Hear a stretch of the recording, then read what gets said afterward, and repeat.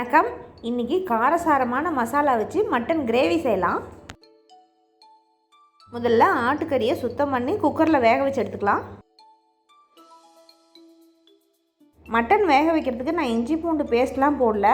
4 பச்சை மிளகாய், உப்பு, மஞ்சத்தூள், மிளகுத்தூள் இது மட்டும்தான் போட்டு வேக வைக்க போகிறோம்.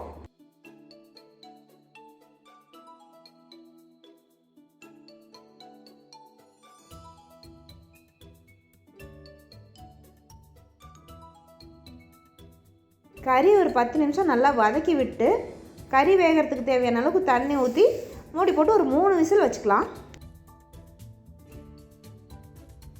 கறி வெந்து விசில் அடங்கிறதுக்குள்ளே நம்ம கிரேவிக்கு தேவையான மசாலாலாம் வறுத்து அரைச்சிக்கலாம். காரத்துக்கு தேவையான அளவுக்கு மிளகாய் சேர்த்துக்கணும். நான் காஞ்ச மிளகாய், பச்சை மிளகாய், அப்புறம் கொஞ்சம் மிளகு சேர்த்துக்கிறேன். இந்த மெத்தடில் செய்கிறதுக்கு நான் கொத்தமல்லி விதை, சோம்பு, சீரகம், கசகசா இதெல்லாம் எதுவுமே சேர்த்துக்கல. கிராம்பு 4 போடலாம்.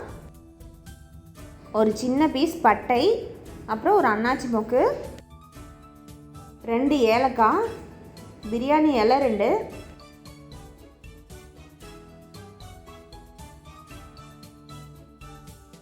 இதுக்கு தேவையான அளவுக்கு இஞ்சி போடுறேன்.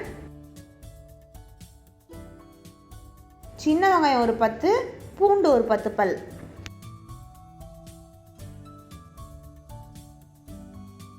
இதெல்லாம் நல்லா வதக்கி விட்டுட்டு கருவேப்பிலை ஒரு கைப்பிடி போடலாம்.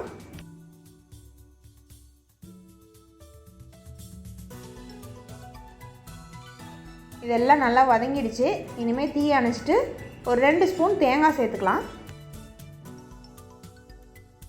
இதெல்லாம் கொஞ்சம் நல்லா ஆறட்டும்னு நல்லா நைஸாக அரைச்சி எடுத்துக்கலாம்.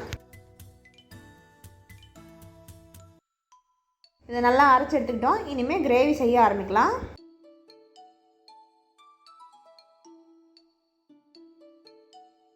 எண்ணெய் நல்லா காஞ்சதும் நம்ம அரைச்சி வச்ச மசாலா விழுது இருக்கு இல்லையா, அது போட்டு நல்லா வதக்கணும். இதிலே கொஞ்சமாக மஞ்சத்தூள், அப்புறம் தேவையான அளவுக்கு உப்பு சேர்த்துக்கலாம். இந்த மசாலா அடி பிடிச்சிடாமல் கொஞ்சம் நல்லா வதங்கணும். அதனால் கொஞ்சம் ஒரு 1/2 டம்ளர் அளவுக்கு தண்ணி சேர்த்துக்கணும். ஏற்கனவே கறி வேக வச்சேன் இல்லையா, அந்த தண்ணியை ஊற்றிக்கிறேன். இது கொஞ்சம் நேரம் மூடி வச்சிடலாம். அந்த மசாலாலாம் எண்ணெயிலே நல்லா வதங்கட்டும்.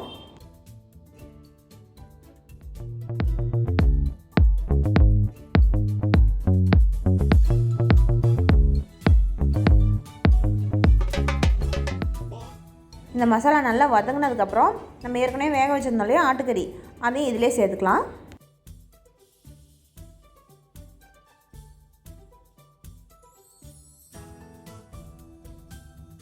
இந்த கறியெல்லாம் மசாலாவோட நல்லா கலந்து விட்டுட்டு அந்த கறி வேக வச்ச தண்ணி மிச்சம் இருந்ததுன்னா இதிலே ஊற்றி நல்லா கொதிக்க விடலாம். அவ்வளோதான். இந்த மசாலாலாம் நல்லா கறியோடு கலந்து நல்லா கொதிச்சிருச்சு. நமக்கு இந்த அளவுக்கு மட்டன் கிரேவி வேணும்னா இந்த சமயத்தில் தீ அணைச்சிடலாம். இது இட்லி, தோசை, பூரி, சப்பாத்திக்கலாம் இந்த மாதிரி கிரேவியோடு வச்சு சாப்பிட்றதுக்கு ரொம்ப நல்லாயிருக்கும். இல்லை சாதத்தில் பிசைஞ்சு சாப்பிட்ணுன்னா இன்னும் கொஞ்சம் நேரம் அடுப்புலேயே வச்சுருந்தோம்னா மசாலாலாம் இன்னும் கொஞ்சம் நல்லா திக்காகும். அதுக்கப்புறமா கூட தீ அணைச்சிக்கலாம். அவ்வளோதான். நான் இந்த அளவுக்கு கிரேவி இருக்கும் போதே தீ அணைச்சிட்டேன்.